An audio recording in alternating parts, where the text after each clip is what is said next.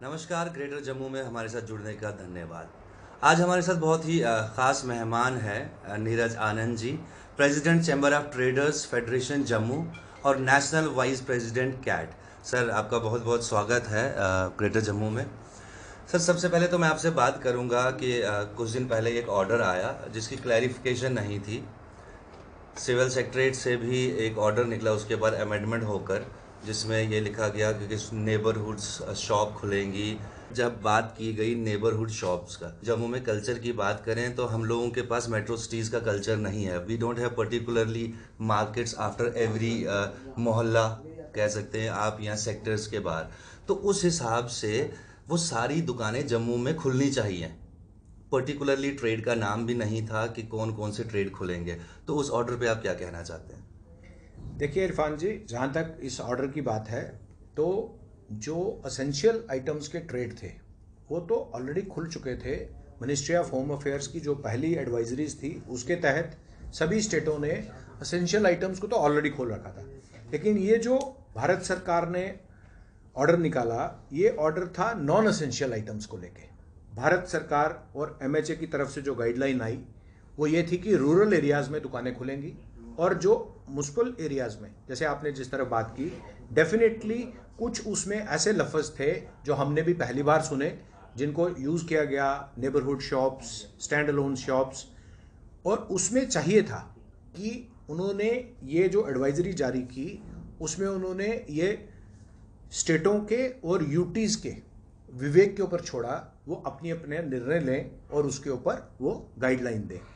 उस ऑर्डर की कन्फ्यूजन की वजह से एक भ्रम की स्थिति उत्पन्न हुई हमारे बाज़ारों में। लोगों ने दुकानें खोली और वहाँ हमारे साथ कुछ हमारे साथियों को, जब पुलिस प्रशासन के पास क्या होता है, जब लोग सड़कों पे निकल आए तो पुलिस प्रशासन ने क्या किया, उनके ऊपर लाठीचार्ज किया। कई जगहों पे प्रशासन के लोग निकले, उन्होंने अनड्यू, जिनके पास ऑर्डर भी थे, उन ऑर्डरों को भी उस वक्त उन्होंने नहीं माना। पुलिस वालों को पता था लोगों को अंदर करना है, उन्होंने हमारी दुकानें भी सीज की, जो कि बाद में प्रशासन को लगा कि ये उनकी गलती थी। उनको तुरंत प्रभाव से वो दुकानें अनसील करनी पड़ी। खैर, वो एक अलग बात है, लेकिन यस, ये कन्फ्यूजन पूरे देश भर में है, इस वक्त प्रवेल कर रही है। तो क्या आपको लगता है कि जो अभी देश की स्थिति बनी हुई है उस टाइम पे इस तरह का कन्फ्यूजिंग ऑर्डर निकालना चाहिए जिससे और ज़्यादा कन्फ्यूजन क्रिएट हो? ये देखिए, मैं तभी आपको कहा ना कि केंद्रीय एडवाइजरी जब कोई भी आती है तो वो स्टेट के विवेक के ऊपर छोड़ा जाता है कि वहाँ पे हालात कैसे हैं। जैसे आप आज हम अपनी यूटी की बात करें तो जम्मू के हालात आप देखें और कश्मीर के आप हालात देखें, तो कश्मीर में आज आप देखें रोज़मर्रा पे नए नए केसेस आ रहे हैं। कश्मीर में हमारे बड़े रेड जोन एरियाज़ हैं। तो अब ऐसा तो हो नहीं सकता कि सेम एडवाइजरी कश्मीर में भी वैसी इंप्लीमेंट हो जाए। तो ये हमारे जो वहाँ की डिविजनल एडमिनिस्ट्रेशन है, यहाँ की जो डिविजनल एडमिनिस्ट्रेशन है और एलजी एडमिनिस्ट्रेशन इसके ऊपर संज्ञान लेगी कि कहाँ कहाँ कौन कौन से एरिए ऐसे हैं जहाँ पे खोला जा सकता है। ये तो नॉन एसेंशियल की बात थी। मैं एसेंशियल की भी बात करता हूँ, जिसमें कि बेकरीज को खोलने की बात थी, जिसमें कि ड्राई फ्रूट वालों को खोलने की बात थी। पुरानी एडवाइजरी है एमएचए की, बच्चों के स्कूल की किताबों की दुकान है, चाहे मोबाइल शॉप्स की दुकान है, इलेक्ट्रिक फैंस की जो दुकानें हैं उनको खोलने की बात है, शुरू हो गई हैं। उन्होंने कहा हुआ खोलने को, लेकिन हम कहीं ना कहीं उनको उतने अच्छे तरीके से मैच नहीं कर रहे जिस तरह से देश में बातें चल रही हैं। तो हम उस स्ट्रेस से उभर नहीं पा रहे हैं। उसमें चैम्बर ऑफ ट्रेडर फेडरेशन आपके माध्यम से कहना चाहता है अपनी डिस्ट्रिक्ट एडमिनिस्ट्रेशन को कि कृपया करके आप उन कॉल्स को, उन कन्फ्यूजन्स को दूर करने के लिए आगे आइए। जो एक जिम्मेवार एसोसिएशन होने के नाते हमारी जिम्मेवारी है, हम टाइम टू टाइम उनको अपराइज करा रहे हैं कि ऐसी ऐसी गाइडलाइंस देश भर में बन रही हैं। एमएचए की ये गाइडलाइन है, हम इसको, इसमें आपको फैसिलिटेट कर सकते हैं, तो हम उनको अपना ताउन तो दे रहे हैं। तो हम कहीं भी अपनी सरकार को, हम उनके लिए कोई ऐसी हालात नहीं पेश करना चाहते या हम उनको और प्रेशर में नहीं डालना चाहते। लेकिन यस, हम उनकी तरफ से हैंड होल्डिंग चाहते हैं, हम उनको हाथ स्ट्रेंथन करना चाहते हैं। सर, अगर बात करें हालातों की अभी, और अगर बात करें शादियों की, तो हिंदू रिलीजन के अकॉर्डिंग बस शादियों का समय स्टार्ट हो चुका है, जिसकी वजह से लोग काफ़ी परेशान हैं। एक तो कि शादियां हो पाएंगी या कुछ लोगों की परमिशन मिलेगी। दूसरा ये कि जितने भी, क्योंकि अब जम्मू में ट्रेंड क्या है, बैंक्वेट हॉल्स, अब वो ट्रेंड बन चुका है और बैंक्वेट हॉल्स की बुकिंग हमेशा एडवांस में होती है। It's more than 50% of advance. तो लोगों ने पैसा दे दिया हुआ है। एक तो इस पे क्लैरिफिकेशन चाहिए कि शादियों के लिए कुछ गाइडलाइंस है, और जो लोगों ने एडवांस दिया हुआ है क्या वो रिफंडेबल है, वो किस तरह से मैनेज होगा वो चीज़ें। देखिए ऐसा है, जहाँ तक शादियों की गाइडलाइन की बात है, हम सरकार के साथ, हमारी जो डिस्ट्रिक्ट एडमिनिस्ट्रेशन भी है और डिविजनल एडमिनिस्ट्रेशन है, हम उनके साथ बाकायदा इसमें टच में हैं। क्योंकि आपको पता है जम्मू में हमारे लोग शादियों को चलते हैं तारे के हिसाब से, ठीक है। जब मुहूर्त निकलते हैं तो सारे उसी हिसाब से शादियाँ करते हैं, और अभी वो समय आ गया है। और काफ़ी हमारे पास क्वेरीज आई थी, और आज भी मेरी डीसी ऑफिस में एडीसी हैं मिस्टर ताहिर, वो इस इशू को देख रहे हैं। उनसे मेरी आज भी बात हुई, तो कल भी जो चर्चा हुई थी मेरी लास्ट उनसे, उन्होंने कहा था कि हम प्रयास कर रहे हैं कि हम बात करके कि इसमें 5-5 लोगों को हम एलो करेंगे, केवल दोनों तरफ से। तो मतलब मैंने 5 लोग उधर से, 5 लोग, 10 लोग लड़की पक्ष के और 5, मैंने उनको कहा कि हिंदू पक्ष में आप जानते हो कि हमारे कुछ ऐसे रिचुअल्स होते हैं जिसमें 5-5 लोगों से काम नहीं चलेगा, कम से कम आप इसको 10-10 कीजिए। तो यहाँ पे अब इरफान जी बैंक्वेट हॉल की बात ही कहाँ आई, होटल की बात ही कहाँ आई, क्योंकि वो 5-5 लोगों की बात कर रहे हैं। तो वो क्या होगा, लोग अपने घर के अंदर ही उसको बड़े सिंपल तरीके से आज के इस माहौल में वो शादी होगी। रहा सवाल, अब आपने कहा कि जो बैंक्वेट हॉल्स हैं, लोगों ने वहाँ पे अगर एडवांस दे रखा है, तो आप ये देखिए, क्योंकि ये एक बड़ी टिपिकल सिचुएशन है कि जहाँ पे एडवांस लेता है और उसमें वो कंडीशन रखता है नॉर्मली कि भाई अगर पार्टी कैंसिल करती है तो वो उसको रिफंड नहीं करता, क्योंकि उसमें उसकी दलील होती है कि भाई अब मैं किसको लास्ट मिनट पे बुकिंग दूं, मैंने अरेंजमेंट्स कर दिए, मैंने अरेंजमेंट्स भी कर दिए, या मैंने किसी और को बुकिंग नहीं दी, आपने अब कैंसिल कर रहे हो तो मैं किसी और को दूं, वो एडवांस नॉन रिफंडेबल हो जाता है। लेकिन आज की स्थिति और परिस्थिति जो है वो टोटली डिफरेंट है। ऐसे में हम समझते हैं कि जो बैंक्वेट हॉल ओनर्स होंगे, डेफिनेटली उनका भी नुकसान हो रहा है, लेकिन वो ज़रूर इसमें कोई ना कोई, क्योंकि उनकी जो बैंक्वेट हॉल एसोसिएशन है, हमारे अच्छे संबंध है उनसे, अभी हमारी इसी विषय पे उनसे चर्चा नहीं हुई है, लेकिन डेफिनेटली वो इसमें, चूँकि उन्होंने आगे भी व्यापार करना है, वो इसमें मुझे पूरा उम्मीद है वो जो एक अच्छा कोई इसमें मॉडल लेके, और मुझे उम्मीद है कि वो कुछ ना कुछ पैसे उनको ज़रूर रिफंड करेंगे, क्योंकि नुकसान ज़रूर है, वो नुकसान लेकिन उन लोगों की वजह से नहीं है। तो मुझे उसमें लगता है कि तो हम लोगों को सबको मिलके ही लड़ना पड़ेगा डेफिनेटली। मतलब थोड़ा सा लॉस इधर से बियर करना पड़ेगा, थोड़ा सा उधर, और बीच का रास्ता तो निकालना पड़ेगा। वेट करेंगे कि कब इस तरह का डिसीजन हो।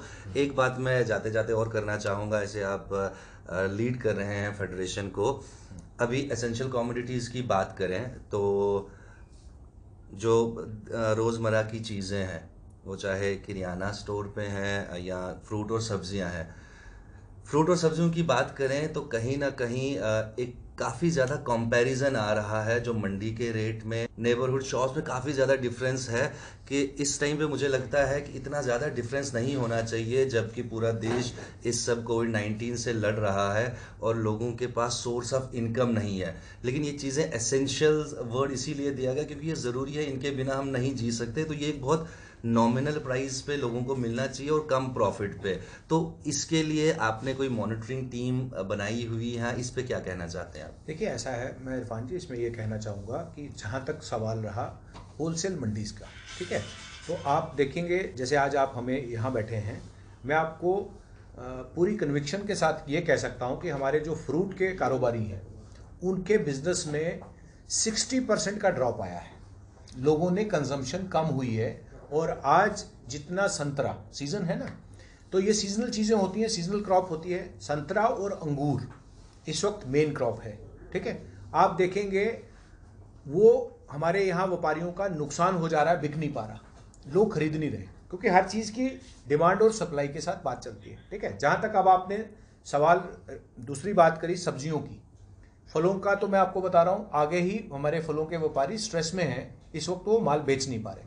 लेकिन थोड़ा बहुत फ़र्क रेट का सब्जियों में कहाँ आ जाता है कि जहाँ पे जिस दिन मान लो जम्मू में बाहर से सब्ज़ी बहुत आती है, अगर वो गाड़ी लखनपुर में रुक गई स्क्रीनिंग की वजह से, रश की वजह से वो गाड़ी सुबह अगर मंडी में 5 बजे, 6 बजे, 4 बजे नहीं पहुंची, वो स्टक होगी किसी रीजन से वहां पे, किसी भी रीजन से, तो वो सब्जी समझ लो, अगर यहाँ पे वो दोपहर को गाड़ी पहुंचती है या अगले दिन पहुंचती है, तो उसका दाम अगर यहाँ पे होलसेलर को मिलना था 40 रुपए, तो वो दाम नहीं रह जाता उसका 10 रुपए, उसका गाड़ी का किराया भी नहीं निकलता।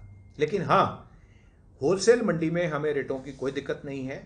छुटपुट हमें कंप्लेंट्स आई हैं जो रिटेलर्स या रेडी वाले जो लोग घरों घरों में माल सप्लाई दे रहे हैं, क्योंकि उनके ऊपर हम तो क्या, सरकार भी चेक नहीं कर सकती, क्योंकि इसके लिए एनफोर्समेंट के लिए लीगल मेट्रोलॉजी विभाग है जो बहुत सजग है। वो पूरे तरीके से बाज़ारों में, क्योंकि बड़े बाज़ारों में जैसे वेयर हाउस हो गया, कनक मंडी हो गई, हमारे यहाँ पे फ्रूट मंडी हो गई, यहाँ पे आके वो सर्वे कर रहे हैं। और हमने पूरा प्रयास किया है कि लोगों को चीज़ें वाजिब दामों के ऊपर ही मिलें, कोई उसका फ़ायदा ना ले सके। और लेकिन मैं आपके माध्यम से और उन व्यापारियों से जो रिटेल में काम कर रहे हैं, ये समय नहीं है, ये समय है इस चुनौती का मुकाबला करने में।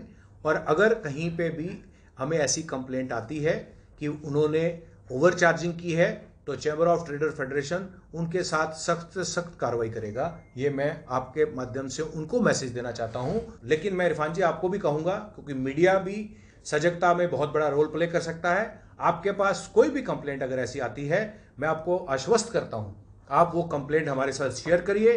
ऐसा कोई भी दुकानदार होगा, ऐसा कोई भी हमारा काम करने वाला होगा, हम उसको स्पेयर नहीं करेंगे। अच्छा, ये तो रही फ्रूट और वेजिटेबल्स की बात अगर दूसरी तरफ रिटेलर्स की करें, जो एसेंशियल कमोडिटीज लेते थे लेकिन प्रिंट पे रेट्स थे। पहले क्या होता था, उनको 10% का मार्जिन मिलता था, 5% का मार्जिन मिलता था, that varies from product to product. अब वो मार्जिन कट के बहुत ज़्यादा कम हो गया हुआ है।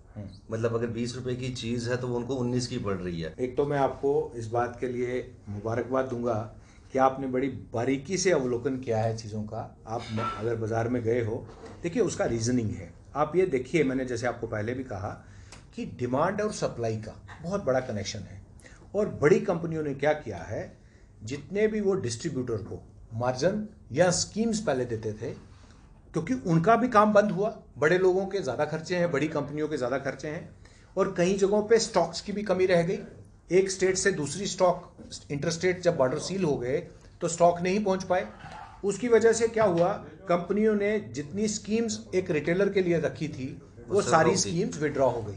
ठीक है, और जब स्कीम्स विड्रॉ हो गई तो जो डिस्ट्रीब्यूटर रिटेलर को दे रहा था, उसने उसको उसी दाम पे चीज़ दे दी जिस दाम पे उसको पड़ी।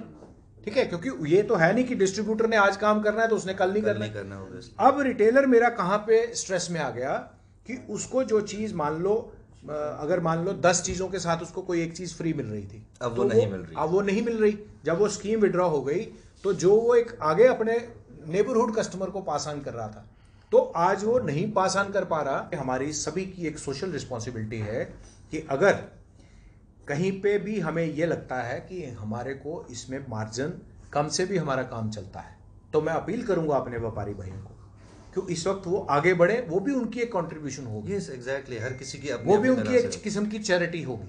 क्योंकि देखिए, हालात जब चुनौतीपूर्ण होते हैं ना, तभी आदमी की पहचान होती है कि उसने उस स्ट्रेस में काम कैसे किया। बहुत बहुत धन्यवाद सर, ग्रेटर जम्मू में हमारे साथ जुड़ने के लिए। तो दोस्तों, ये थे Neeraj Anand ji, president trade federation Jammu. बहुत ही इम्पोर्टेंट टॉपिक पे आज डिस्कशन हुआ, तो मैं उम्मीद करता हूँ बहुत सारी चीज़ें आपको क्लियर होंगी। अब हमें दीजिए इजाज़त। अभिषेक कैमरामैन के साथ इरफान चौधरी, नमस्कार।